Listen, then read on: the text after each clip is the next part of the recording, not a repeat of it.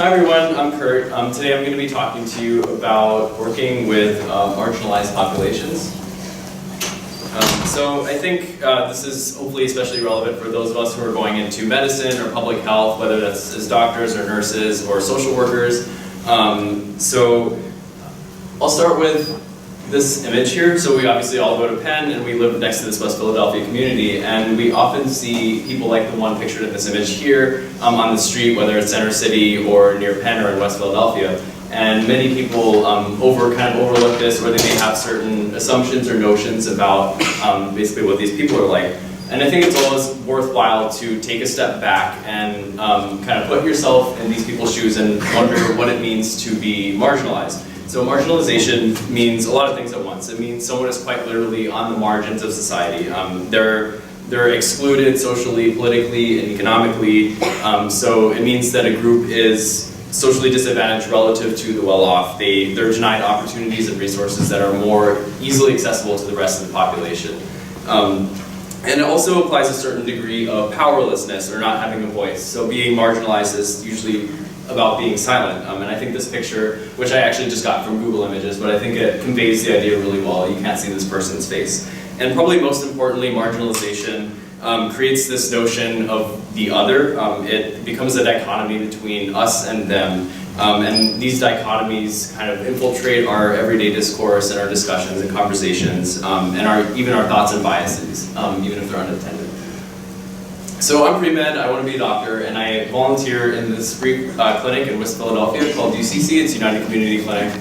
And as a volunteer, I work with patients to take their vital signs and their histories, take their blood pressure, stuff like that. But earlier this semester I met this patient, Miss Green, that's not her real name, but I met her, and it ended up being this 20-minute conversation with her about basically her struggles the past 2 years. So this is her profile. She's a 60-year-old African-American woman. She has high blood pressure and a family history of hypertension. She lost her job in the fall of 2013, which has made her life really difficult because in America, health insurance is very frequently tied to employment. So 6 months after losing her job, her insurance got cut off, which made it difficult for her to afford her medications. And that's further exacerbated by the fact that she's living alone and doesn't have any social support. So it's this pretty vicious cycle.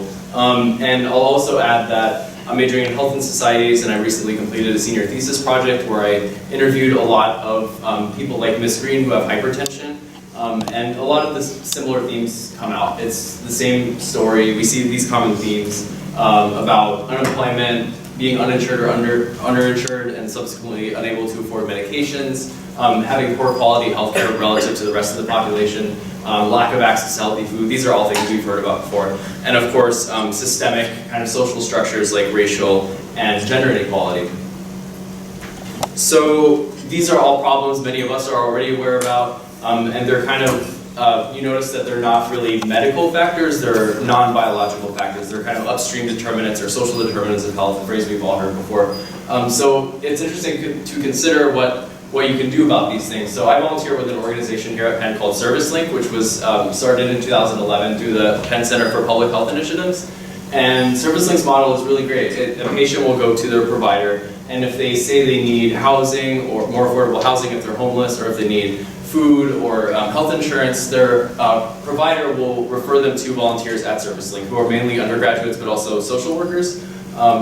So the patient brings their prescription. So this is just, our model is based on an organization called Health Feed, so that's what this flowchart is. So the patient brings the prescription, and then so our advocate, our volunteer, will work with the patient to connect them to the resources they need or the benefits they need, whether it's health insurance or housing or whatever. And then we do lots of follow-up with the patients. So it's really good work. We've had lots of success stories, people who are obtaining benefits that they previously didn't have or were unable to access. So that's the ServiceLink story. And then I would say just some takeaways I've had especially from the past couple of years working with the West Philadelphia community. And I think these are valuable insights for those of us interested in going into medicine or public health. First of all is to be really aware of who you are and where you come from, and also what institution you're representing. So for example, I'm a white male coming from a middle-class family. So when I go to West Philadelphia and work with predominantly African-American communities who are poor, that matters. It matters because even though I might be some highly empathetic or compassionate individual and have good intentions, there's an intrinsic gradient of inequality built into what I do, even if I don't intend for it to be that way.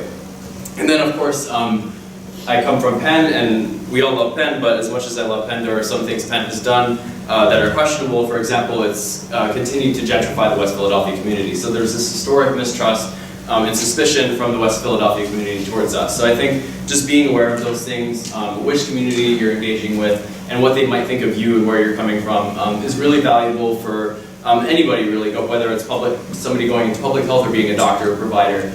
So I think these are the takeaways I've had from the past couple of years. Thank you.